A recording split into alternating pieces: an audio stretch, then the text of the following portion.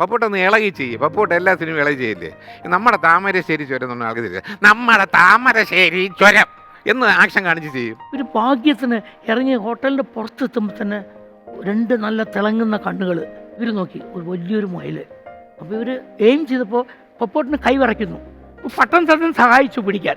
അങ്ങനെ 2 പേരും കൂടി പിടിച്ചിട്ട് തോക്കുകൊണ്ട് വെടിവെച്ചു. കറക്റ്റ് ഉന്നം ആ മുയൽ ചത്തു വീണു. വാതിൽ തുറക്കുമ്പോൾ അടുത്ത പള്ളിയിലച്ഛനാണ്. അയാളുടെ ആസ്ട്രേലിയൻ പൂച്ചേനെയാണ് ഇവർ വെടിവെച്ച് കൊന്നത്. എൻ്റെ 2 സിനിമകളിൽ അവർ പപ്പോട്ടൻ അഭിനയിക്കുകയും ചെയ്തു. ആദ്യത്തെ സിനിമ എന്ന് പറഞ്ഞാൽ മമ്മൂട്ടി, മേനക ഒക്കെ അഭിനയിച്ചിട്ടുള്ള ഒന്നും മിണ്ടാത്ത ഭാര്യ.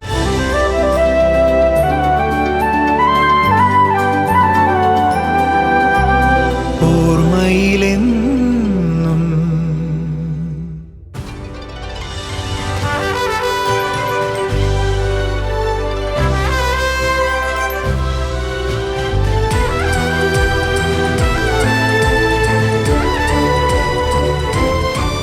പത്മദലാക്ഷൻ, പനങ്ങാട്ട് രാഘവന്റെയും ദേവിയുടെയും മൂത്ത മകൻ. അടിമുടി കലാകാരനും കോഴിക്കോട്ടുകാരനുമായ അദ്ദേഹത്തിന് ഒരു 17-ാം വയസ്സൊക്കെ ആയപ്പോൾ അതികലശലായ നാടകക്കമ്പ. അന്നു മുതൽ സദസ്സിൽ നിന്നും നാടകത്തിന്റെ അണിയറകളിലെ ഉത്സാഹ കമ്മിറ്റികളിൽ നിന്നും പത്മദലാക്ഷന് അരങ്ങിലേക്ക് പ്രമോഷനായി. കർട്ടൻ ഉയർന്നാൽ പനങ്ങാട്ട് പത്മദലാക്ഷന്റെ പൊട്ടിച്ചിരി കൂട്ടുകൾ കണ്ടു രസിക്കാൻ കോഴിക്കോട്ടുകാരങ്ങനെ തടിച്ചുകൂടിയ നാളുകൾക്കൊടുവിൽ മൂടുപടം എന്ന ചിത്രത്തിലൂടെ ആ കലാകാരൻ വെള്ളിത്തിരയിലെത്തി. എന്നാൽ പത്മദലാക്ഷന്റെ പകിട്ടറിയാവുന്ന ഒരു ചിത്രം സംഭവിക്കാൻ പിന്നെയും കുറച്ചു കാലം കൂടി വേണ്ടിവന്നു. ആ ചരിത്ര നിമിഷത്തിന് വിധി നിയോഗിതനായതോ സാക്ഷാൽ വൈക്കം മുഹമ്മദ് ബഷീർ. എവർഗ്രീൻ കൾട്ട് ക്ലാസിക്കായ ഭാർഗവി നിലയം എന്ന ആ ചിത്രത്തിൽ നല്ലൊരു വേഷം സമ്മാനിച്ചതിനോടൊപ്പം ബേപ്പൂർ സുൽത്താൻ ആ കലാകാരന് പുതിയൊരു പേര് കൂടി സമ്മാനിച്ചു, കുതിരവട്ടം പപ്പു. 1500ഓളം ചിത്രങ്ങളിലൂടെ നമ്മളെ പൊട്ടിച്ചിരിപ്പിച്ച് ഇടയ്ക്കിടയ്ക്ക് നമ്മുടെ കണ്ണു നനയിച്ച ആ കലാകാരൻ, അദ്ദേഹത്തിന്റെ ഓർമ്മയിൽ എന്നും കുതിരവട്ടം പപ്പു. പാവാട വേണം, മേലാട വേണം, പഞ്ചാരപ്പനങ്കിലിക്ക്. അഹന്തയുടെ മോന്തായത്തിൽ മമ്പുകാരുമായി കുന്തി കുന്തി നടക്കുന്ന നീ എന്റെ പെരുമാറ്റത്തിൽ എന്തെങ്കിലും പന്തികളുണ്ടോന്ന് ഒന്ന് നോക്കിക്കേ. ബ്രിട്ടീഷുകാരന്റെ അടിയിൽ ചവിട്ടം കൊണ്ട് പ്രാണനെടുത്തപ്പോഴും ഞാൻ കരഞ്ഞിട്ടില്ല. ഭാഷ വിരലടയാളം മതിയോ, കയ്യൊപ്പ് വേണ്ടേ? എന്റെ സ്വന്തം ജീപ്പിന് എന്റെ സ്വന്തം പേര്.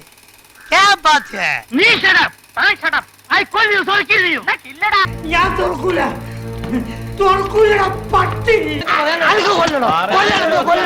തന്റെ അച്ഛന്റെ പേരെന്താ? കുര്യാക്കോസ് വേണോ?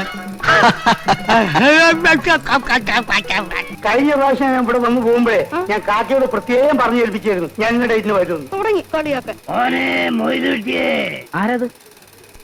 അതാണ് ഞമ്മള് തിരിഞ്ഞു നോക്കും. ആരാന്നറിയ പടച്ചോയെ. ഒന്ന് അങ്ങോട്ടോ ഒന്ന് ഇങ്ങോട്ടോ മാറിയാ മതി, ഞമ്മള് ഇഞ്ചിന് തവിട് കൂടി. അധികമൊന്നുമില്ല, 2-3 തിരി എവിടെ കളിയിൽ കിടക്കുക. താനാരാണെന്ന് തനിക്കറിയാമേലെങ്കിൽ താൻ എന്നോട് ചോദിക്ക്, താൻ ആരാണെന്ന്. നമ്മളെ മോള് വിചാരിച്ച പോലെ ഒന്നല്ലല്ലോ നമ്മുടെ മോളോ. ഓർമ്മയിലെന്നും കുതിരവട്ടം പപ്പു എന്ന ഈ ലക്കത്തിൽ നമ്മളോടൊപ്പം ചേരുന്ന ആദ്യത്തെ അതിഥി മികച്ച ഒരു അഭിനേതാവാണ്, നിർമ്മാതാവാണ്. നിരവധി സിനിമകളിൽ നമ്മളെ ചിരിപ്പിച്ച, കരയിച്ച, ഒരുപാട് ചിത്രങ്ങളിലൂടെ നമുക്ക് പ്രിയപ്പെട്ട, വ്യക്തിപരമായി എനിക്ക് ഞാൻ സംവിധാനം ചെയ്ത ആദ്യത്തെ ചിത്രത്തിന്റെ നിർമ്മാതാവ് കൂടിയാണ് അദ്ദേഹം.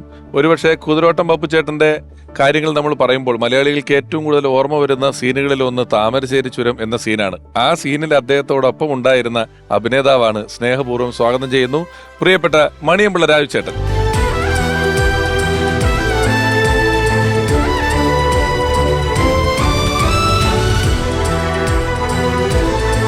രാജേട്ടാ നമസ്കാരം. നമസ്കാരം. Thank you for coming. Thank you രാജേട്ടാ, ഒരിക്കൽ കൂടി സ്വാഗതം. പപ്പോട്ടനും തൊഴണമല്ലോ. അതെ, പപ്പുവേട്ടനെ തൊഴണം. കുതിരവട്ടം പപ്പു ചേട്ടൻ ഒരുപാട് സിനിമകളിൽ നിങ്ങൾ ഒന്നിച്ച് അഭിനയിച്ചിട്ടുണ്ട്. നിങ്ങളുടെ മദ്രാസ് സിനിമ കാലഘട്ടത്തിലെ വലിയ സൗഹൃദമാണ്. കുതിരവട്ടം പപ്പു ചേട്ടനെ പറ്റിയുള്ള ഓർമ്മകളിൽ അല്ലെങ്കിൽ കുതിരവട്ടം പപ്പു ചേട്ടൻ്റെതായ കോൺട്രിബ്യൂഷനുകളിൽ ഒരു ക്യാരക്ടറാണോ, എന്താണ് മണിയമ്പിള്ള ചേട്ടനൊരു ഓർമ്മ വരുന്ന ഫസ്റ്റ് കാര്യം എന്ന് പറയുന്നത്? ഞാൻ ഈ മദിരാശിയിലെ 73 തൊട്ട് 75 വരെ പഠിക്കുന്നതിന് മുമ്പ് തന്നെ ശശിയേട്ടൻ, ഐ വി ശശിയേട്ടൻ ചെയ്ത പടങ്ങളും എല്ലാം സ്ഥിരം കാണാറുണ്ടല്ലോ. അപ്പം നമ്മൾ ഒരാളിൽ നിന്ന് സിനിമ നടനായാലും ശരി, ഒരു വ്യക്തിയായാലും ശരി തന്നെ അയാളിൽ നിന്ന് എന്തെങ്കിലും നമുക്ക് പഠിക്കാനുണ്ടോ എന്നൊന്ന് ആലോചിക്കും. എന്തെങ്കിലും അയാളുടെ ഒരു ചേഷ്ടയോ അല്ലെങ്കിൽ അയാളുടെ ഒരു ഭാവമോ അല്ലെങ്കിൽ അയാളുടെ ഒരു പെരുമാറ്റമോ ഒക്കെ ജീവിതത്തിലേക്ക് നല്ലതാണെങ്കിൽ പകർത്താൻ ശ്രമിക്കുന്ന ഒരാളാണ്. അപ്പോൾ അന്ന് വരെ കാണാത്ത ഒരു പുതിയ ട്രെൻഡെന്ന് വെച്ച് കഴിഞ്ഞാൽ ഉള്ള ഡയലോഗ് എന്താണ് പറഞ്ഞിരിക്കുന്നത് അത് അങ്ങനെ നോക്കി ഡബ് ചെയ്തിട്ട് പോവും. അന്നത്തെ കാലത്ത് ലൂപ്പ് സിസ്റ്റം ആണല്ലോ.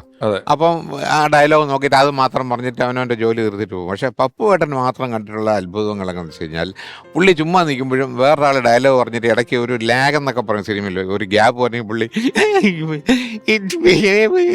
അത് ഫില്ല് ചെയ്യും. ആ സീൻ ലാഗ് വരാതെ ഫില്ല് ചെയ്യാനുള്ള ഒരു ഐറ്റം ഉണ്ട്. മാത്രമല്ല ഓഫ് സ്ക്രീൻ ഡബ്ബിംഗ് എന്നൊരു സംഭവമുണ്ട്. ഒരു കാട്ടിൽ കൂടെ നടന്നു പോകുമ്പോൾ തന്നെ ഹീറോയും അദ്ദേഹമായിട്ട് നടന്നു പോകണമെങ്കിലും ഹീറോ മാത്രമാണ് ഫ്രെയിമെങ്കിൽ പുള്ളി ബാക്ക്ഗ്രൗണ്ടിൽ വരുന്നുണ്ട്. പക്ഷെ പുള്ളി അവിടെ ഡബ് ചെയ്യും. ഈറ്റയിലൊക്കെ ഇല്ല, അവിടെ സൂക്ഷിക്കണം, ആന, മയിൽ, ഒട്ടകം എന്നൊക്കെ പറഞ്ഞ് പുള്ളിയുടെ ഈറ്റയിലുണ്ട് സംഭവം. എല്ലാ കാര്യങ്ങളുണ്ട്. അപ്പോൾ ആ ഇടയ്ക്ക് ഇറങ്ങുന്ന എല്ലാ സിനിമകളിലും നമ്മൾ പപ്പുവേട്ടനെ കൂടുതൽ വായിച്ചു. എന്നിട്ട് പുള്ളി ചുമ്മാതിരിക്കത്തില്ല. ഓഫ് സ്ക്രീൻ ഡബിംഗ് പുള്ളി ഔട്ട് പോയാലും പോണ വഴിക്ക് ഒരു 2 ഡയലോഗ് പറഞ്ഞുകൊണ്ട് അങ്ങ് പോകണം. അതെ, ഓഫ് സ്ക്രീൻ ഡബിംഗ് എന്ന് പറഞ്ഞാൽ ഇപ്പൊ അദ്ദേഹത്തിന് ലിപ്പില്ല, അല്ലെങ്കിൽ അയാൾ പുറംതിരിഞ്ഞ് നിൽക്കുന്ന സ്ഥലമാണ്, അല്ലെങ്കിൽ ഫ്രെയിമിലില്ല എന്നൊക്കെ പറയുന്ന ഒരു സാഹചര്യത്തിൽ ഡബ് ചെയ്ത് വേണമെങ്കിൽ ഇങ്ങനെ പറയാം, നമ്മുടെ മലയാള സിനിമയിൽ ഒരു ഓഫ് സ്ക്രീൻ ഡബിങ്ങിന്റെ ഉപജ്ഞാതാവ് എന്ന് പറയുന്നത്. ഇപ്പോഴും ഞാൻ ചില സിനിമകളിലൊക്കെ അഭിനയിക്കുമ്പോഴത്തേക്കും നമ്മൾ സീനിലെ ഡയലോഗ് പറഞ്ഞിട്ടില്ല. അപ്പം ഡയറക്ടർ പറയണ്ട്, രാജുചേട്ടൻ ഇങ്ങനെ തിരിഞ്ഞു നിൽക്കുകയല്ലേ, ആ സമയത്ത് മറ്റേ ഡയലോഗ് പറഞ്ഞാൽ നന്നായിരിക്കും, ഒന്ന് മൂളിയാൽ നന്നായിരിക്കും. അതുപോലെ ഔട്ട് പോവുകയില്ലേ, ഔട്ട് പോകുമ്പോഴേ ഇവന് വകതിരിവുണ്ട്, ഒരു പ്രാന്താണെന്ന് തോന്നുന്നു, ഔട്ട് ഫ്രെയിമിൽ പറഞ്ഞേക്ക് അതൊക്കെ തുടക്കം കുറിച്ച ആള് പപ്പുചേട്ടനാണ്. ഓക്കെ രാജേട്ടാ, നമുക്ക് ഇനിയും കുതിരോട്ടം പപ്പു എന്ന അനശ്വരനായ നടന്റെ ഒരുപാട് ഓർമ്മകൾ പങ്കുവെക്കേണ്ടതായിട്ടുണ്ട്. ഇരിക്കുന്നു.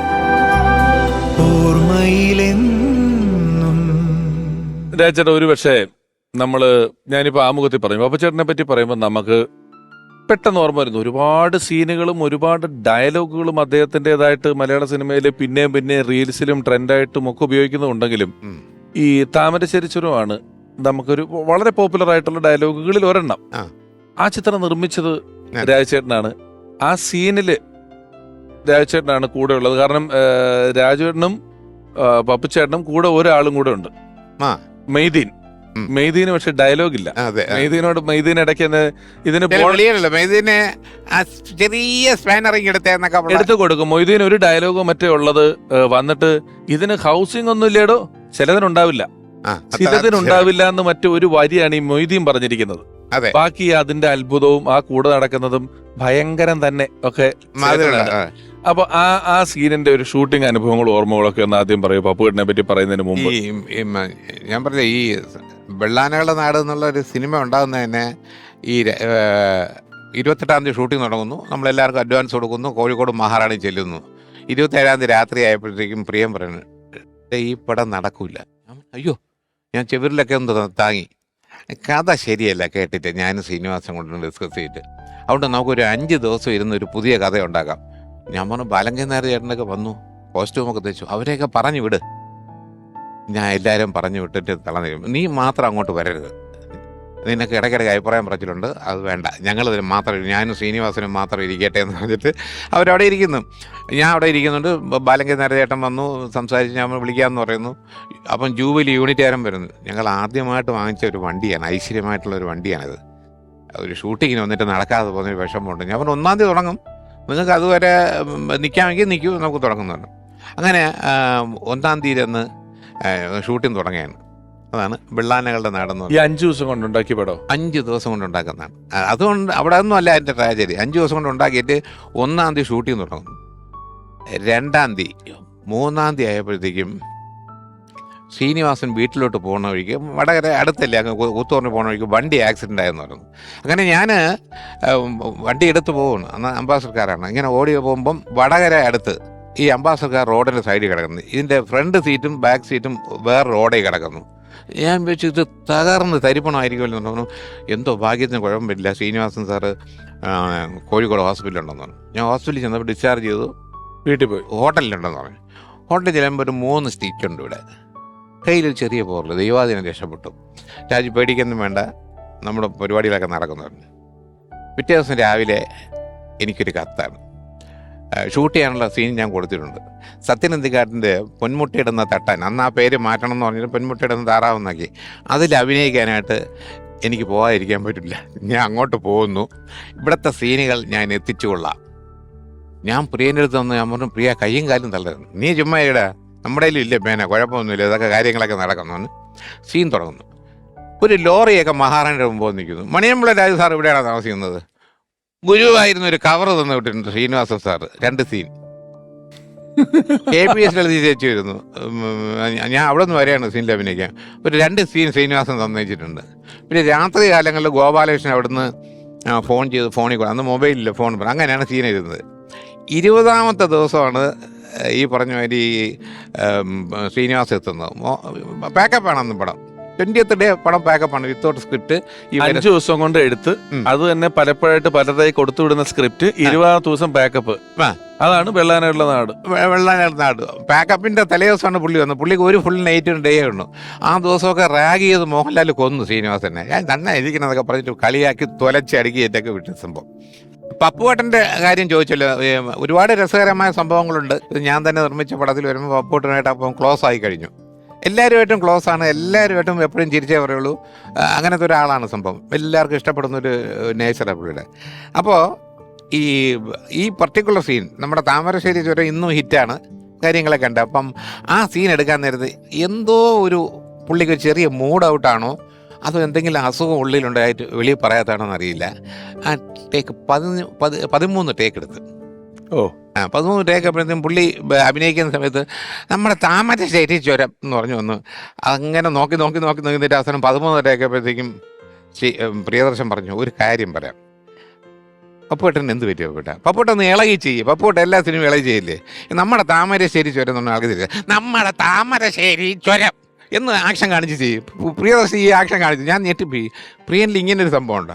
അപ്പോൾ ടേക്ക് വരുമ്പോഴത്തേക്കും ഈ പറഞ്ഞ മാതിരി നമ്മുടെ താമരശ്ശേരി ചുരം എന്ന് പറഞ്ഞ പുള്ളി പറയുന്നു, ഓടുന്നു. ആ സീൻ ഗംഭീരമായിട്ടുണ്ട്. ഇപ്പോഴും അതിനെക്കുറിച്ച് പറയാറില്ലേ താമരശ്ശേരി, അതിനെക്കുറിച്ച് ഇപ്പോഴും പറയുക. ഒരു പക്ഷേ നമ്മളിപ്പോൾ പ്രിയൻ സാറിൻ്റെ കാര്യം പറയുമ്പം ആദ്യകാലത്ത് മുഴുവൻ IV ശശി സാറിൻ്റെ എല്ലാ പടങ്ങളിലും പപ്പുവേട്ടനുണ്ട്. ഒരുമിക്ക പടങ്ങളിലും നല്ല നല്ല വേഷങ്ങളുണ്ട്. ഒരുപക്ഷെ പാവാട വേണം മേലാട വേണം പോലെ ഒരു പാട്ട് സീനിൽ അഭിനയിക്കുകയാണ്. ഇതൊക്കെ കഴിഞ്ഞ് പിന്നീട് പ്രിയദർശൻ സാറിന്റെ പടങ്ങളിൽ ഇദ്ദേഹം ചെയ്തിരിക്കുന്ന വേഷങ്ങൾ ഒരു രക്ഷയില്ല. എത്രയോ പടങ്ങൾ. ഇപ്പം മിന്നാരത്തിലെ അധ്യാപകൻ വളരെ കുറച്ച് സീനുകൾ. തുറക്കൂല്ലടാ പാട്ടി എന്ന് പറയുന്ന ആ ക്യാരക്ടർ. തേന്മാവൻ കൊമ്പത്തിലെ താൻ ആരാണെന്ന് തനിക്കറിയാമെങ്കിൽ താൻ എന്നോട് ചോദിക്കും, താൻ എന്റെ ആ സാധനം. ഇനി പൂച്ചക്കൊരു മൂക്കുത്തി എന്ന് പറയുന്ന പടത്തിലെ ഈ പറഞ്ഞ മിഥുനത്തിലെ പലിശക്ക് കൊടുക്കുന്ന ആള് വന്നിട്ട് എപ്പോഴും പലിശ. അങ്ങനെ മഴ പെയ്യുന്നു മത്തളം കൊട്ടുന്നൂല് രാജചേട്ടനല്ലേ കോമക്കുറുപ്പ് അസിസ്റ്റന്റ്. അതായത് അദ്ദേഹത്തിന് പറയാൻ ബുദ്ധിമുട്ടുണ്ട്. എന്തോ ഇങ്ങനെ പറഞ്ഞു വരുമ്പോ സൈഡിൽ നിന്ന് ചേട്ടൻ പറയുമ്പോ ഈ ചന്ദ്രയിലെ 100 ചോദിക്കുമ്പം പേര് പറയുമ്പോ ചോദിക്കുന്നത് കാലുവിരലും കൈവിരലും കൊണ്ടിട്ടുന്ന കണക്ക് പിള്ളയായിട്ടുള്ള ക്യാരക്ടർ. ഈ അദ്ദേഹത്തിന്റെ സിനിമകളിൽ എന്തോരം സിനിമകളിലാണ് പപ്പുച്ചേട്ടൻ അഴിഞ്ഞ അടിയെന്ന് പറഞ്ഞാല്. നമ്മൾ ഈ കലാകാരൻ അഴിഞ്ഞാടുക എന്ന് പറയുന്ന രീതിയിൽ ഒരു ഫ്രീഡം കൊടുത്തിട്ട് പ്രിയദർശൻ പറയാറുണ്ട്, നല്ലൊരു സബ്ജക്റ്റ് ഉണ്ട്, പക്ഷെ എന്ത് ചെയ്യാനാ പപ്പുച്ചേട്ടൻ ഇല്ലാതെ എങ്ങനെ ഇതൊക്കെ എടുക്കുന്നത്, നമ്മൾ ആരാ വെച്ച് എടുക്കാൻ ഇതൊക്കെ. അന്നത്തെ കാലത്ത് പല ആർട്ടിസ്റ്റുകളും ഡയറക്ടർക്ക് ഒന്ന് രഹസ്യമായിട്ട് പറയാൻ ഞാൻ കണ്ടിട്ടുണ്ട്, എൻ്റെ ഡബ്ബിങ്ങേ പപ്പുവേട്ടൻ്റെ കഴിഞ്ഞിട്ടേ വെക്കാവുള്ളേ. എന്താ കാര്യം അറിയാം, പുള്ളി അങ്ങ് വളർന്ന് കയറും, വാങ്ങ് ഇടയിലും വേലയിലും മറ്റേ പറയുന്നത് എന്നൊക്കെ പറഞ്ഞു ശബ്ദങ്ങളൊക്കെ ഇട്ട് മറ്റേ ഒന്നുമില്ലാതായിപ്പോ അശോകായിപ്പോവും. അങ്ങനെ ചെയ്തോളേ. ഇനി ഒരാളെ കൂടെ ഞാൻ നമ്മുടെ പരിപാടിയിലേക്ക് സ്വാഗതം ചെയ്യുകയാണ്. അദ്ദേഹം ഒരുപക്ഷെ നമ്മുടെ ഈ എപ്പിസോഡുകൾ നമ്മൾ ഇതുവരെ ചെയ്തിട്ടുള്ള ഓർമ്മയില്ലെന്ന് പറയുന്ന എപ്പിസോഡുകളിൽ വന്ന സംവിധായകരിൽ എണ്ണം കൊണ്ട് നമ്മളെ അത്ഭുതപ്പെടുത്തുന്ന ഒരാളാണ്. ഏകദേശം 167ഓളം ചിത്രങ്ങൾ സംവിധാനം ചെയ്ത സംവിധായകൻ. ഒരുപാട് ചിത്രങ്ങളിൽ പപ്പുച്ചേട്ടന് മികച്ച വേഷങ്ങൾ നൽകിയിട്ടുള്ള ഒരാൾ, പപ്പുച്ചേട്ടനുമായിട്ട് മികച്ച സൗഹൃദം നിലനിർത്തി പോകുന്ന ഒരാൾ. ഏറെ ബഹുമാനപൂർവ്വം സ്വാഗതം ചെയ്യുന്നു പ്രിയപ്പെട്ട പി ചന്ദ്രകുമാർ സർ.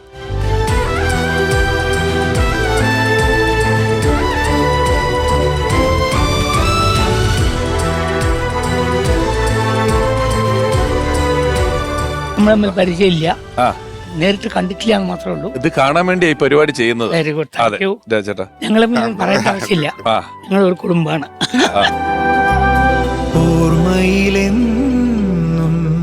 രാജേട്ടന് ചന്ദ്രകുമാർ സാറിന്റെ 3-4 പടത്തിൽ നായകനെ കണ്ടല്ലേ? പിന്നെ 4-5-6 പടങ്ങളിൽ നായകനാണ്. 7 സിനിമയിൽ നായകനാണ് എന്റെ. മണിമുള്ളരാജ് ചില്ലറക്കാരനല്ല ഏട്ടാ. അത് വേറെ സംഭവം പറയാ, ആ ഞാൻ നായകനായിട്ട് അഭിനയിക്കുന്ന സിനിമയിലെ 2 പാട്ടുള്ള പടം 13 ദിവസം കൊണ്ട് തീർക്കാണ്, ഒരു ഷോട്ട് ബാലൻസ് ഇല്ലാതെ. ശ്ശോ. സത്യം പറഞ്ഞ ഞാൻ മുകേഷും കൂടെ അഭിനയിച്ച പടം ഉണ്ടല്ലോ, PC 369 PC 369 എന്നുള്ള പടത്തില്. അത് നമ്മള് ഷൂട്ട് ചെയ്തത് മറ്റേ പാലക്കാട് പാലക്കാട് മലമ്പുഴ ഫോറസ്റ്റ് മറ്റേ അത് മറ്റേത് ടവർ സ്ലിപ്പ്, അല്ല, അത് ചെയ്തത് കുറുക്കൻ രാജ. കുറുക്കൻ രാജാവ്. ശരി. എല്ലാം നല്ല കോമഡി പടങ്ങളാണ്. അന്ന് താജ് എന്നൊരു റൈറ്ററും ഉണ്ടായിരുന്നു, അദ്ദേഹം മരിച്ചുപോയി. അപ്പം ഞങ്ങൾ നല്ല രസമായിരുന്നു കാര്യം. ഈ 13 ദിവസം കൊണ്ട് പടം തീർക്കണമെങ്കിൽ ഡയറക്ടർ ഹെഡ് മാസ്റ്റർ കൂടെ നിന്നാൽ മാത്രം പോരാ. നമ്മുടെ പപ്പുവേട്ടനുമായിട്ടുള്ള ഒരു ആത്മബന്ധം തുടങ്ങുന്നത് എപ്പോഴാണ്, എങ്ങനെയായിരുന്നു? പപ്പോട്ടിനെ ഞാൻ കാണുന്നത് ഡോക്ടർ ബാലകൃഷ്ണൻ്റെ കമ്പനിയിൽ വെച്ചിട്ടാണ്. ഡോക്ടർ ബാലകൃഷ്ണനാണ് എന്നെ ഒരു സംവിധായകനായി മാറ്റിയത്. എന്നെ മാത്രമല്ല, മലയാള സിനിമയിൽ ഒരുപാട് പേരെ, ഹരിഹരൻ, AB രാജ്, ഇവൻ സത്യനന്ദിക്കാട്, ഞാൻ ഒക്കെ ഡോക്ടർ ബാലകൃഷ്ണൻ്റെ പ്രൊഡക്ട്സാണ് സത്യം പറഞ്ഞ. ആ കയ്യിലൂടെയാണ് ഞങ്ങളൊക്കെ വന്നിട്ടുള്ളത്. അപ്പോൾ അവിടെ അന്ന് ഭാർഗവനിലേക്ക് അഭിനയിച്ച് കഴിഞ്ഞിട്ട് അതിൻ്റെ പപ്പോട്ടിന് വർക്കുകളൊന്നും ഇല്ലാതായപ്പോൾ ഇവരൊരു ഗ്രൂപ്പ് ഉണ്ടായിരുന്നു മദ്രാസിൽ. നിലമ്പൂർ ബാലൻ, കുതിരവട്ടം പപ്പു, പിന്നെ നമ്മുടെ നെല്ലിക്കോട്ടുണ്ടോ? നെല്ലിക്കോട് ബസ്സിന് താമസമില്ലായിരുന്നു. ഇവരൊക്കെ താമസിക്കുന്നവരാണ് അവിടെ ഒരു റൂമിൽ. ഹമീദ് കാക്കശ്ശേരി, നമ്മുടെ ക്യാമറമാൻ രാമചന്ദ്ര ബാബു, അപ്പോൾ പിന്നെ നമ്മുടെ നടൻ സുകുമാരൻ, പിന്നെ ഈ കൂട്ടത്തിലുള്ളതാണ് രവി മേനോൻ, സുരാസു. ഇതൊക്കെ വൈകുന്നേരത്തെ കമ്പനി പാർട്ടി. അപ്പോൾ സ്ട്രഗ്ലേഴ്സാണ്, ഭയങ്കര കഷ്ടപ്പാടുന്ന കാലഘട്ടത്തിൽ. വൈകുന്നേരം ആകുമ്പോൾ ഡോക്ടർ ബാലകൃഷ്ണൻ്റെ ക്ലിനിക്ക് കഴിയുമ്പോൾ കുറച്ച് നേരം ഡോക്ടർ ഹാപ്പി ആയിരിക്കും, അവർ ഡോക്ടറുടെ കൂടെ കൂടാം, ഡോക്ടർ കുറേ തമാശകൾ പറയും. അപ്പോൾ ഡോക്ടർ ഇവരൊക്കെ കഷ്ടങ്ങൾ കണ്ടിട്ട് പറയും, നമുക്കൊരു സിനിമ എടുക്കണം ഇവർക്ക് റോൾ ഉണ്ടാക്കാൻ വേണ്ടിയിട്ട്. അപ്പോൾ എന്ത് സിനിമ എടുക്കണം എന്നറിയില്ല, എന്ത് റോൾ ഉണ്ടാക്കില്ല. എന്നിട്ട് ഡോക്ടർ ഡയറക്റ്റ് ചെയ്ത എല്ലാ പടത്തിനും ഡോക്ടർ സെറ്റിൽ വരാറില്ല. ഡോക്ടർ ഇങ്ങനെ എഴുതി തരും, ഞാൻ ക്ലിനിക്കിലേക്ക് പോകണം, ചന്ദ്രൻ പോയി തുടങ്ങിക്കോ. സത്യത്തിൽ ഞാൻ അങ്ങനെയാണ് എനിക്ക് ഫ്രീ ആയിട്ട് ഇൻഡിപെൻഡൻ്റ് ആയിട്ട് വർക്ക് ചെയ്യാൻ ചാൻസ് കിട്ടുന്നത്. അപ്പോൾ ഡയറക്റ്റ് ചെയ്യാൻ വളരെ ഈസിയാണ്. കാരണം തെറ്റ് ചെയ്താലും എൻ്റെ പേരിലല്ല ഡോക്ടറുടെ ഷോൾഡറിലാണ് വരുന്നത്. പക്ഷേ എഡിറ്റർ വെങ്കട്ടാൻ പറയും, ചന്ദ്രൻ അത് ഇങ്ങനെയാണ് ചെയ്യേണ്ടത്, ഇങ്ങനെ കറക്റ്റ് ചെയ്യണം എന്ന് പറയുന്ന കാലഘട്ടം. അതും അന്ന് ബ്ലാക്ക് ആൻഡ് വൈറ്റ് ഫിലിമാണെങ്കിലും ഫിലിം ഭയങ്കര കോസ്റ്റ്ലിയാണ്, പേടിയാണ്. അപ്പോൾ 1 ടേക്ക് 2 ടേക്ക് പോയാൽ എല്ലാവരും മുട്ട് വിറയ്ക്കുന്ന കാലഘട്ടമാണ്. അയ്യോ ഫിലിം. അപ്പോൾ പപ്പോട്ടനും ഈ പട്ടം സദൻ, ഇവരുണ്ടായിരുന്നു ഗ്രൂപ്പ്. ഇവരെ രണ്ടുപേരും കൺട്രോൾ ചെയ്യുക എന്നുള്ളത് ഭയങ്കര പ്രശ്നമായിരുന്നു. ഇവർ 10 മിനിറ്റ് നമ്മൾ ശ്രദ്ധിച്ചില്ലെങ്കിൽ ഇവർ മുങ്ങിക്കളയും. പിന്നെ ചോദിക്കുമ്പോൾ ഞങ്ങൾ മൗണ്ട് റോഡിൽ നിൽക്കുകയാണ്, ഓട്ടോറിക്ഷയിലുണ്ടെന്ന് പറയും. ഈ എന്താ പറയുക, പട്ടം സാധന മ്യൂസീഷ്യൻ ആയതുകൊണ്ടും അദ്ദേഹം പല എഫക്ട്സ് ഒക്കെ ഉണ്ടാക്കുന്നുണ്ട്, ഒരുപാട് കോണ്ടാക്ട്സ് ഉണ്ട്. പുള്ളി 1 മിനിറ്റിൽ വരാതെ കൊണ്ട് അവിടെ ഒരു ശബ്ദം കൊടുക്കാൻ പോകുമ്പോൾ നീയും കൂടി വന്നു പപ്പനും കൂട്ടിയിട്ട് പോകും. പിന്നെ കുറേ കഴിയുമ്പോൾ അവിടുന്ന് പിടിച്ചുകൊണ്ടിരണം.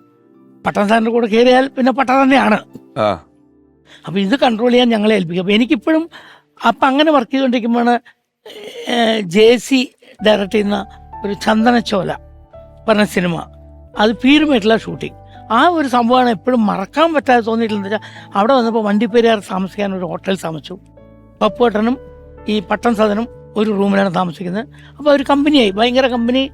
നിലമ്പൂർ ബാലനും ഉണ്ട് കൂടെ. സംഭവിച്ചപ്പോൾ വൈകുന്നേരം ആ ഓണർക്ക് ഭയങ്കര ഇഷ്ടപ്പെട്ട് ഇവരെയൊക്കെ കൊണ്ട് വീട്ടിൽ കൊണ്ട് ഫുഡ് കൊടുക്കുകയൊക്കെ വന്നപ്പോൾ ഓണറുടെ ഓഫീസ് ക്യാബിനിൽ നോക്കിയപ്പോൾ ഒരു സ്റ്റോക്ക് ഇരിക്കണം. ഉടനെ പപ്പുവേട്ടനും പട്ടം സാധനം നായാട്ടിന് പോയേ പറ്റൂ.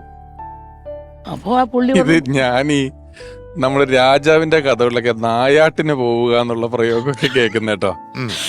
ഇതാദ്യമായിട്ട് ഒരാള് സിപ്പായി ഈ കഴിഞ്ഞ 50 വർഷത്തിനിടയിൽ ഒരാള് നായാട്ടിന് പോവുക എന്നുള്ള പറയൂ. നായാട്ടിന് പോയേ പറ്റൂ. അവസാനം അയാളത്തെ സമ്മതിച്ചു.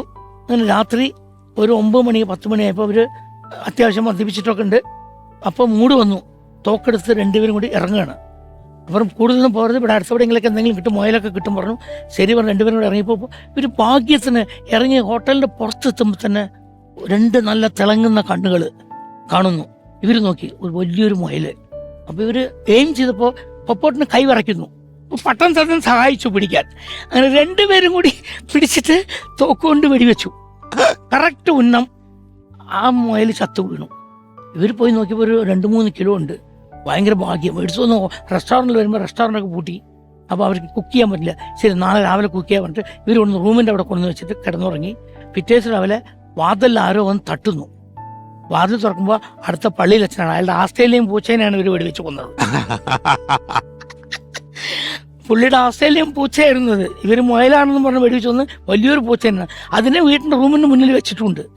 പള്ളിയിലച്ഛൻ ലോഹയൊക്കെ മടക്കി കുത്തി നിന്നിട്ട് പച്ചത്തൊടി. ഇവർ രണ്ടുപേരും ഒരു റിയാക്ഷൻ ഇല്ലാതെ നിൽക്കണു. കഴിഞ്ഞിട്ട് കുറേ നേരം പള്ളിയച്ഛൻ പോയപ്പോൾ ഇവർ ചോദിക്കണം എന്താ ഉണ്ടായിരുന്നത്.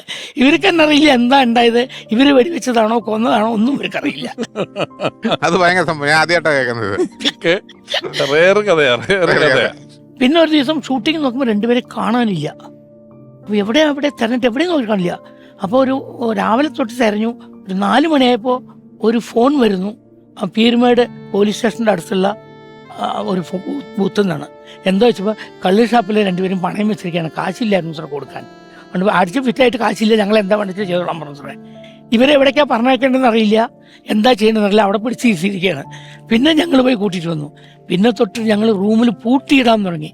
കാരണം ഇവരൊക്കെ പപ്പോട്ടൻ എന്ത് സീൻ കൊടുത്താലും പട്ടൻ സദൻ വന്നിട്ട് അത്ര സീരിയസ് അല്ല. പുള്ളി വളരെ കെയർലെസ്സായി നടക്കും. പപ്പോട്ടൻ സീൻ കൈ കിട്ടിയ പിന്നെ പപ്പോട്ടൻ ആ ഇതിനോട് ഭയങ്കര ആത്മാർത്ഥതയാണ്. അപ്പോൾ പിന്നെ പുള്ളി ടെൻഷനാണ്. ഫിലിം ആയതുകൊണ്ട് ടേക്ക് 2 വരും, അത് ഭംഗിയാക്കുക എന്നുള്ളതും ഭയങ്കര ടെൻഷനാണ് പപ്പോട്ടിന്. പിന്നെ നമ്മളോട് സംസാരിക്കേണ്ടത് ആ കഥാപാത്രം മാത്രമാണ്. പപ്പോട്ടിന്റെ കുറെ ഡയലോഗുകൾ പിന്നീട് ആളുകൾ എടുത്ത് ഉപയോഗിച്ചിട്ടുണ്ട്. ഇപ്പം ടാസ്ക് വിളിയിടാന്നുള്ളത് വളരെ പോപ്പുലർ ആയിട്ട് നിൽക്കുന്നുണ്ട്. ആ ചെറിയ സ്പാനർ ഇങ്ങെടുക്ക് പറയുന്നതാണ് ഇപ്പൊ ശരിയാക്കി തരാന്ന് പറഞ്ഞിട്ടുള്ള. പലരും ഇപ്പോഴും പല പണിയെടുക്കുമ്പോഴും ഇപ്പൊ ശരിയാക്കി തരാന്ന് പറയുന്ന ഡയലോഗുകള് അങ്ങനെ ഇനിയുണ്ട്. അദ്ദേഹത്തിന്റെ മണിച്ചിത്രത്താഴിലെ കഥാപാത്രം, മണിച്ചിത്രത്താഴിലെ കഥാപാത്രത്തില് വാര്യംപള്ളി എന്താ മോനെ സ്കൂട്ടറിൽ സൈക്കിളിൽ വരുന്ന ആളോട് ചോദിക്കുക, എന്നെ ഒന്ന് സൂക്ഷിച്ചു നോക്കിയേ, എനിക്ക് എന്തെങ്കിലും കുഴപ്പമുണ്ടോന്ന് ചോദിക്കുന്ന സീൻ ഇപ്പൊ നിങ്ങൾ കണ്ടാൽ ശരിക്കൊരു കുഴപ്പമുണ്ട് അതിനകത്ത്. ഒരു ചെറിയ കുഴപ്പവും ആ വെള്ളം എന്ന് പറഞ്ഞ് ചാടി പോകുന്ന സീനുകള് നമ്മൾ അങ്ങനെ ചിന്തിക്കുമ്പം ഈ അങ്ങാടിയിലല്ലേ പാവാട വേണം മേല വേണം എന്നുള്ള പാട്ടൊക്കെ ഉള്ളത്. അങ്ങനെ അഭിനയിക്കുന്നു, ഇങ്ങനെ അഭിനയിക്കുന്നു. ഇനി ദി കിങ് എന്ന് പറയുന്ന മമ്മൂക്കയുടെ സിനിമയിൽ ഒരു സ്വാതന്ത്ര്യ സമര സേനാനി പെൻഷൻ കിട്ടാൻ നടക്കുന്ന ഒരു കഥാപാത്രമുണ്ട്.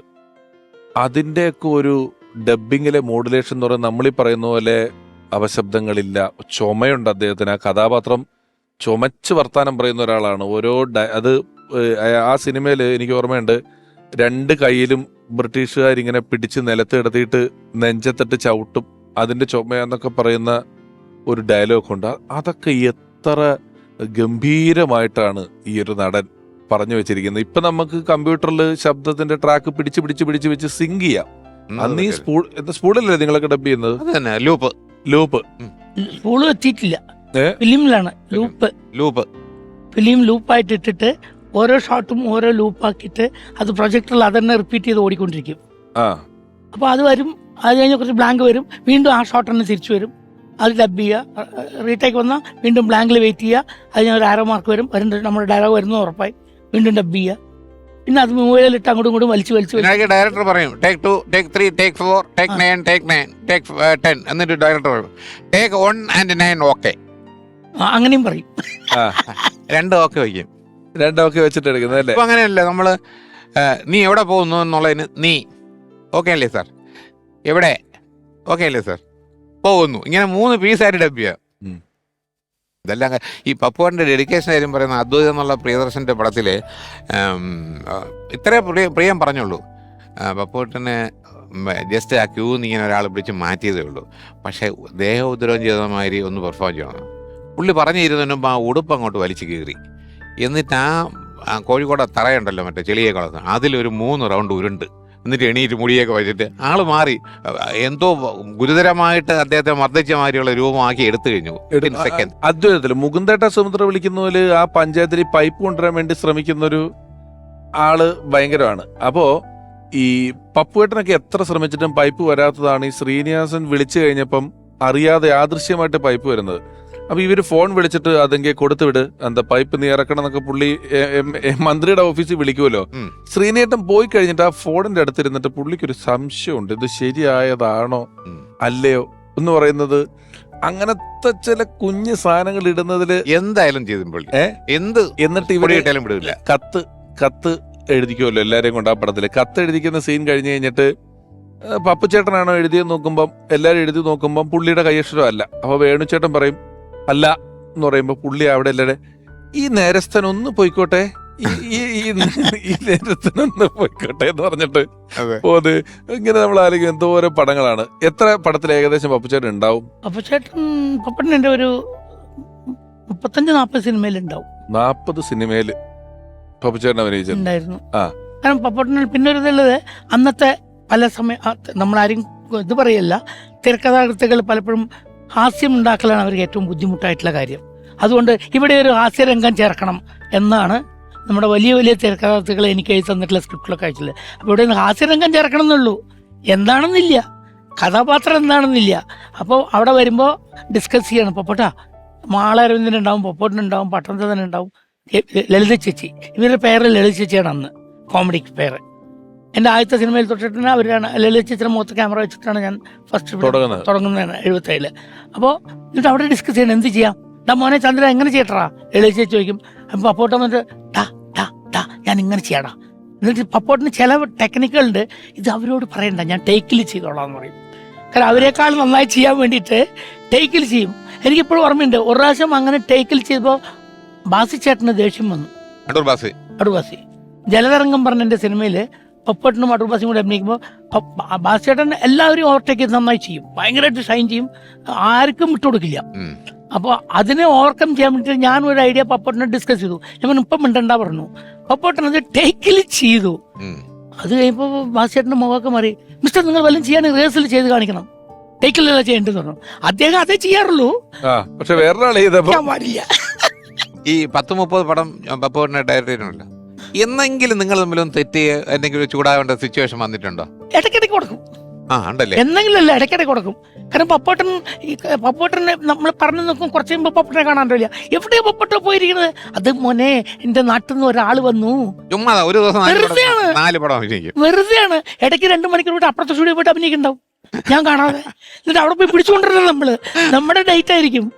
ചോദിച്ചാ അത് അവര് പാവങ്ങളല്ലടാ, നിനക്ക് എപ്പോ വേണമെങ്കിൽ ഞാൻ തരില്ലേ, അവർക്ക് ഇന്നലെ കൊടുത്തു, ഇങ്ങനെയൊക്കെ പറഞ്ഞ് അഡ്ജസ്റ്റ് ചെയ്യും. പപ്പോട്ടിന്റെ സ്ഥിരം പതിവാണ്. പക്ഷെ അവിടെ വന്നിരുന്ന് രാവിലെ വന്നിരുന്ന് അവിടെ കിടന്ന് തട്ടിക്കളിച്ച് ഉരുണ്ട് കളിച്ച് എങ്ങനെയും ആ ഹാസ്യരംഗം എന്താണെന്ന് പുള്ളി ഉണ്ടാക്കി വെച്ചിട്ടുണ്ടാവും. അത് കറക്റ്റായി ചെയ്തിരിക്കും. അങ്ങനെയാണ് ആ മണ്ണിന്റെ മണമുള്ള കവിത ആദ്യം ഇതൊക്കെ പപ്പോട്ടൻ ഉണ്ടാക്കുമ്പോൾ ഞാൻ ചിരിക്കാറുണ്ട്. മാളാരവിന്ദൻ പപ്പോട്ടനോട് ആ പീരുമേട് മുഴുവൻ തെക്കുമുടക്കം നടന്നിട്ടുണ്ടാക്കുന്നതാണ്.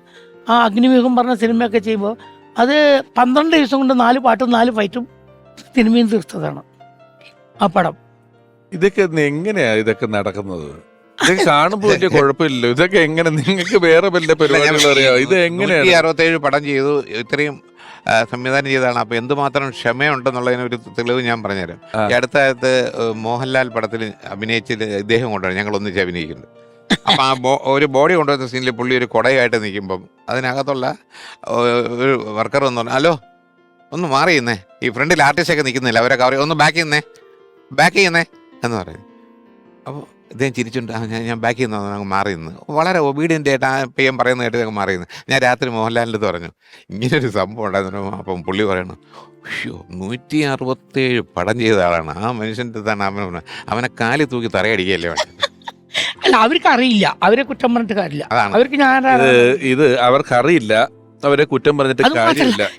ഇത് രണ്ടും പറയുമ്പോഴേ ഒരു കാര്യമുണ്ട്. ഇത് രണ്ടും പറയുമ്പോ ഈ നമുക്ക് നമ്മൾ ആരാന്നറിയാലോ, ചിലർക്ക് അത് വെച്ചിട്ടൊരു ദേഷ്യം വേണേ വരാം. നിനക്ക് ഞാൻ ആരാന്നറിയാവോടൊന്നൊരു ചോദ്യം വരാം. നിങ്ങൾക്കത് വരുന്നില്ല അല്ലെ? അത് ഇപ്പൊ ഈ പറയുന്നൊരു സംഭവം ഇങ്ങനൊരു ആളോട് സാറ് പറഞ്ഞതിനകത്ത് കറക്റ്റാണ്. ഒരു പക്ഷേ ഇപ്പൊ ഈ TV പരിപാടിയിൽ ഇന്ന് ഈ പരിപാടി എയർ ചെയ്യുമ്പം കാണുന്ന എത്രയോ പേർക്ക് ചിലപ്പോൾ പുതിയ മുഖമായിരിക്കും ഇത്. കാരണം ഡയറക്ടറിന്റെ മുഖം വന്ന് അതിനെന്താ ഉദാഹരണം വെച്ചാൽ, ഈ അടുത്ത കാലത്ത് ഞാൻ ട്രെയിനിൽ വരുമ്പോ എന്നോട് ഒരാൾ ചോദിച്ചു എന്താ പണി. ഞാൻ പറഞ്ഞു ഞാൻ സിനിമയിൽ ഇങ്ങനെ ചെറിയ ജോലിയൊക്കെ ചെയ്യണു. എന്തോ ചോദിച്ചു. ഞാൻ ഒരു ഡയറക്ടറാണ്. ഡയറക്ടറോ എന്താ പേര്? പറഞ്ഞു ചന്ദ്രകുമാർ. പണ്ടൊരു ചന്ദ്രകുമാർ ഉണ്ടായിരുന്നില്ല, അയാളിപ്പോ ജീവിച്ചിരിപ്പുണ്ടോ? ഞാൻ പറഞ്ഞു അയാളൊക്കെ തട്ടിപ്പോയിട്ട് കാലം കുറയാ. അല്ലാതെ ഇപ്പൊ ഞാനാണ് അതൊന്ന് പ്രൂവ് ചന്ദ്രകുമാർ, പുതിയ ചന്ദ്രകുമാർ പോയി. അല്ലാതെ ഞാൻ അതിപ്പോ പറഞ്ഞ് അവരെ തെളിയിച്ചിട്ട് കാര്യമൊന്നുമില്ല. കാരണം അവര് നോക്കുമ്പോ പ്രേംനസീറിന്റെയും മധുവിന്റെയും ഒക്കെ കാലഘട്ടത്തിൽ ഉണ്ടായിരുന്ന ചന്ദ്രകുമാറാണ്. അപ്പൊ ഏതാണ്ട് ഒരു 1995 ഇയേഴ്സ് എനിക്കും കാണണം. അതാണ് അവർ ധരിക്കുന്നത്. ആ അപ്പൊ പിന്നെ ഞാൻ അവര് അത് ബോധ്യപ്പെടുത്തേണ്ട. വളരെ ചെറുപ്പത്തില് സിനിമ തുടങ്ങി അല്ലേ? ഞാൻ 19 വയസ്സിൽ ഡയറക്ടറായി. 14 വയസ്സിൽ ഉമ്മാച്ചു പറഞ്ഞ സിനിമയിൽ പി ഭാസ്കരൻ്റെ കൂടെ അസിസ്റ്റൻ്റായിട്ട് കയറുകയാണ്. അന്ന് ജീവിതത്തിൽ കണ്ടുമുട്ടിയതാണ് മധുസാറിനെയാണ് ആദ്യമായി കണ്ട നടൻ. പിന്നെ മധുസാറായിട്ട് ജീവിതത്തിൽ ഒരുപാട് പടങ്ങൾ ചെയ്തു. മധുസാർ ഉമാ സ്റ്റുഡിയോൻ്റെ ഒരുപാട് പടങ്ങൾ ഡയറക്റ്റ് ചെയ്തു. നമുക്ക് ചില സമയത്തൊക്കെ നമ്മൾ എന്തിനാ ഈ പരിപാടി ചെയ്യുന്നത്, നമ്മൾ എല്ലാ കാര്യത്തിനും എന്താണ് എന്ന് ചോദിക്കുമല്ലോ. അതിൻ്റെ കാര്യകാരണങ്ങൾ ആലോചിക്കുമ്പോൾ ഒരുപക്ഷെ ഇതൊക്കെ എനിക്ക് വളരെ ഒരു സന്തോഷം തരുന്ന നിമിഷങ്ങളാണ്. ഒന്ന് ആദ്യം ഞാൻ പറഞ്ഞ് കൺക്ലൂഡ് ചെയ്യാത്തത്, ഇങ്ങനെ ഒരാൾ മാറിക്കാൻ പറയുമ്പം നിങ്ങളുടെ ഒരു ലൈഫ് എക്സ്പീരിയൻസിൽ നിന്നുണ്ടാകുന്ന ഒരു അനുഭവം കൊണ്ടാണ് ദേഷ്യം വരാതിരിക്കുക, അല്ലെങ്കിൽ അത് അവന്റെ അറിവുകേടാണെന്ന ബോധ്യം നമുക്കുണ്ടാകുക എന്ന് പറയുന്നൊരു സ്ഥലമുണ്ടല്ലോ, അതൊരു വലിയ കാര്യമാണ്. അതെല്ലാവരും ഇത് കാണുന്നത് കണ്ട് പഠിക്കേണ്ടതാണ്. ഇപ്പൊ തന്നെ ഈ 167 പടം ചെയ്യുന്നത് കേരളത്തിൽ ഒരുപാട് പേർക്ക് അറിയില്ല. ഇതൊരു പുതിയ ഇൻഫർമേഷനാണ്. ഈ അവസരത്തിൽ ഞാൻ ഒരാളെ കൂടെ പപ്പുവേട്ടന്റെ ഓർമ്മകളിലേക്ക് ഞാൻ സ്വാഗതം ചെയ്യുകയാണ്. പല ഹെഡിങ്ങുകൾക്ക് പറ്റിയ ഒരാളാണ് അദ്ദേഹം. എഴുത്തുകാരനാണ്, സംവിധായകനാണ്, ഗാനരചയിതാവാണ്. അങ്ങനെ നമുക്ക് പല മേഖലകളിൽ അദ്ദേഹത്തെ സിനിമയിൽ കൊണ്ട് പ്രതിഷ്ഠിക്കാൻ പറ്റിയൊരു സകലകലാ വല്ലഭനാണ്. ഒരുപാട് സൂപ്പർ ഹിറ്റുകൾ മലയാളിക്ക് സമ്മാനിച്ചിട്ടുള്ള ഒരു മഹാപ്രതിഭയാണ്. സ്നേഹപൂർവ്വം സ്വാഗതം ചെയ്യുന്നു പ്രിയപ്പെട്ട ബാലു കുര്യത്ത് സാർ.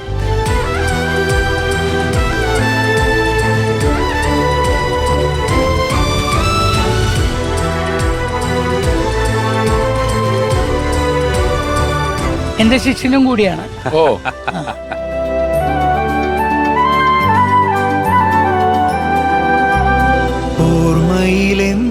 ബാലുഗിരി സാർ, ഞങ്ങള് പപ്പുവേട്ടന്റെ പല പല ഓർമ്മകളും കാര്യങ്ങളൊക്കെ പറഞ്ഞുകൊണ്ടിരിക്കുകയായിരുന്നു. ഒരുപാട് സിനിമകളിൽ പപ്പുവേട്ടനായിട്ട് വർക്ക് ചെയ്തിട്ടുണ്ട്. പപ്പുവേട്ടന്റെ നല്ല സുഹൃത്താണ്. പപ്പുവേട്ടന്റെ നല്ല ഓർമ്മകൾ എന്തെല്ലാമാണ്?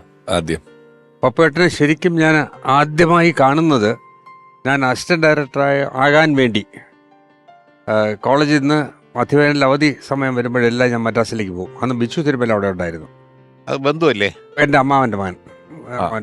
അപ്പോൾ അവിടെ ചെന്നിട്ട് ഈ എല്ലാ ഡയറക്ടേഴ്സിനും, എന്തിന് തെലുങ്ക് ഡയറക്ടേഴ്സിന് വരെ ഞാൻ പോയി കണ്ടിട്ടുണ്ട് ഒരു ചാൻസിന് വേണ്ടിയിട്ട്. എക്സെപ്റ്റ് ശ്രീകുമാരൻ തമ്പി സാറിൻ്റെ അടുത്ത് മാത്രം പോയിട്ടില്ല. പോയിട്ട് കാര്യമില്ലാതെ ഒരാളിൻ്റെ അടുത്ത് പറഞ്ഞു പോണ്ടെന്ന് പറഞ്ഞു. പേടിപ്പിച്ചുകൊണ്ടാണ് പോകാത്തത്. അദ്ദേഹം ഒരു നല്ല മനുഷ്യനാണ്. അങ്ങനെ എല്ലായിടത്തും പോയി. തിരുവനന്തപുരത്ത് മധുസാറിൻ്റെ അടുത്ത് പോയി. അങ്ങനെ ഇരുന്നപ്പോഴാണ് നമ്മുടെ ഒരു സിനിമ ആദ്യമായിട്ട് സംവിധാനം ചെയ്യാൻ പോകുന്നു IV ശശിയേട്ടൻ എന്ന് പറഞ്ഞിട്ട് ബിച്ചു തിരുമലയുടെ കൂടെ തന്നെ ഞാനൊരു വീട്ടിൽ പോയി. അതായത് രാമചന്ദ്രൻ എന്നൊരു പ്രൊഡ്യൂസർ ഉണ്ടായിരുന്നു.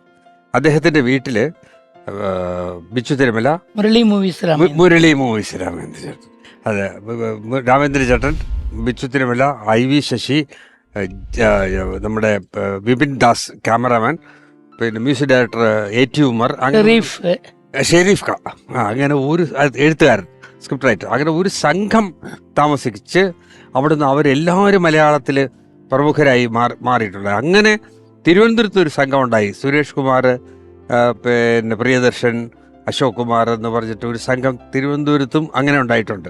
അപ്പോൾ അവിടെ ഞാനൊരു ചെന്നപ്പോഴാണ് അവിടെ പപ്പുവേട്ടൻ സ്ഥിരം സന്ദർശകരാണ്. അങ്ങനെയാണ് അദ്ദേഹത്തെ ആദ്യമായിട്ട് കാണുന്നത്. എന്നെ പരിചയപ്പെടുത്തുന്നത് മ്യൂസിക് ഡയറക്ടർ ഉമ്മക്കാണ് പരിചയപ്പെടുത്തുന്നത്. അത്രേ ഉള്ളൂ. വലിയ സൗഹൃദമൊന്നും അന്നില്ല. അന്ന് ഒരു പത്രപ്രവർത്തകരും കൂടെയാണ്. ഉത്സവം സിനിമയല്ലേ?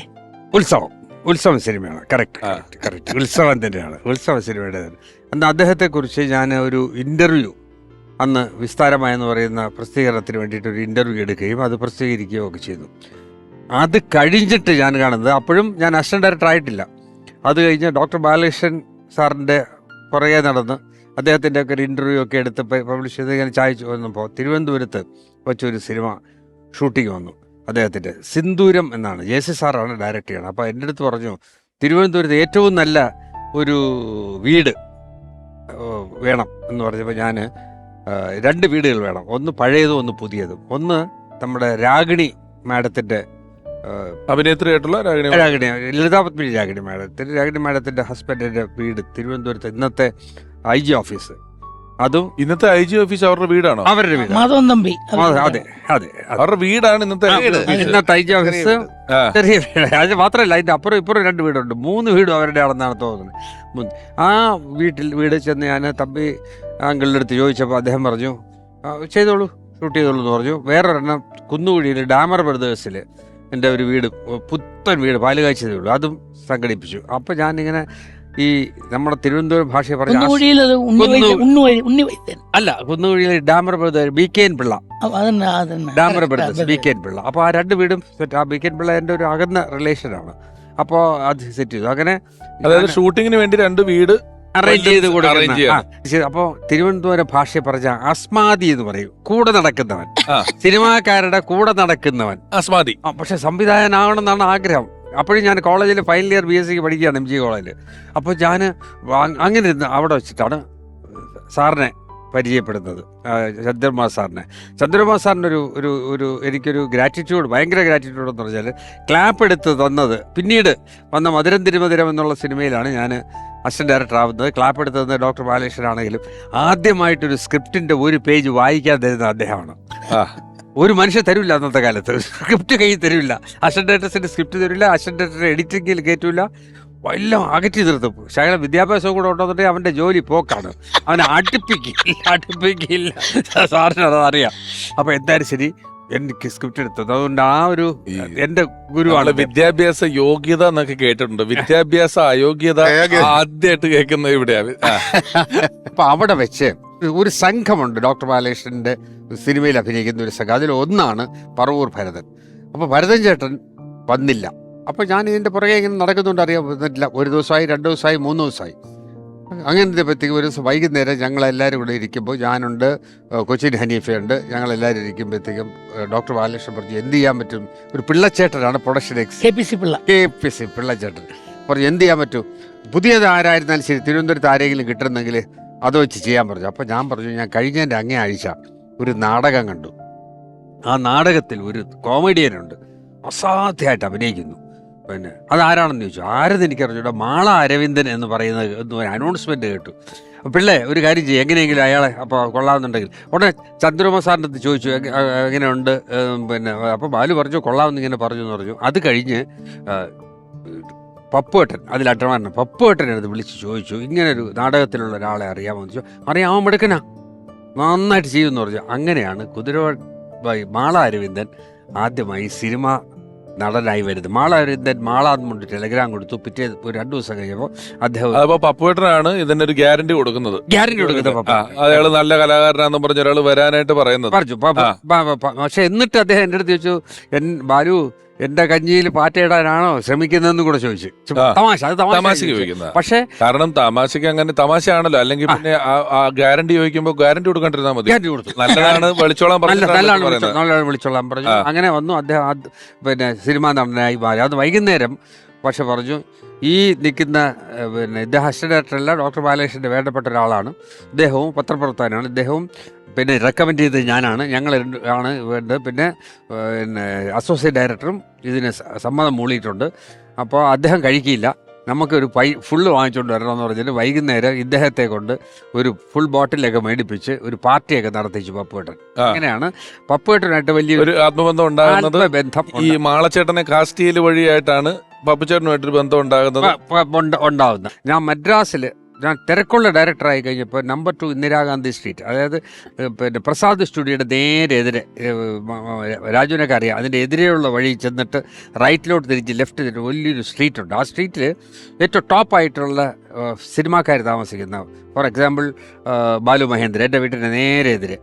എൻ്റെ വീട്ടിൻ്റെ താഴെ ഒരു ആർട്ടിസ്റ്റാണ് താമസിക്കുന്നത്, അതിൻ്റെ അപ്പുറത്ത് ഭാനുപ്രിയ, അതിൻ്റെ അപ്പുറത്ത് പിന്നെ വേറൊരു ആർട്ടിസ്റ്റ്, നേരെ എതിരെ നമ്മുടെ ഈ മ്യൂസിക് ഡയറക്ടർ ചിദംബരനാഥ് സാറ്, അദ്ദേഹത്തിൻ്റെ മകൻ രാജാമണി, അതിൻ്റെ അപ്പുറത്ത് പപ്പുവേട്ടൻ, അതിൻ്റെ അപ്പുറത്ത് നമ്മുടെ രതീഷ്, നടൻ രതീഷ്. ഇങ്ങനെ ഒരു സംഘം താമസിക്കുന്ന ഒരു സ്ഥലത്താണ്. അപ്പോൾ അങ്ങനെ ഞങ്ങൾ ആ സ്ട്രീറ്റിലാണ് ഏറ്റവും കൂടുതൽ സോഡ ചെലവാകുന്നതെന്ന് കേട്ടിട്ടുണ്ട്. ആ കാര്യം അറിയില്ല. ആ സ്ട്രീറ്റിലെ ചെലവ് അന്ന്. കുതിരോട്ടം പപ്പുച്ചേട്ടന്റെ ഓർമ്മകളുമായി നമുക്ക് വളരെ പ്രിയപ്പെട്ട മറ്റൊരാൾ. പപ്പുവേട്ടനെ പറ്റി പറയുമ്പോൾ എനിക്ക് പറയാനുള്ളത്, ഞാൻ ആദ്യമായിട്ട് ഒരു സിനിമ നിർമ്മാണവും സംവിധാനവും ഒക്കെ ആയിട്ട് വരുമ്പോൾ ഒരു മാടപ്രാവിൻ്റെ കഥ എന്ന സിനിമ എടുക്കാൻ തീരുമാനിച്ചപ്പോൾ അന്ന് കത്തിജ്വലിച്ചു നിൽക്കുന്ന ഒരു കൊമേഡിയനാണ് കുതിരവട്ടം പപ്പു എന്ന നടൻ. അങ്ങനെയാണ് ഞാൻ പപ്പുവേട്ടനെ പോയി കാണുന്നത്.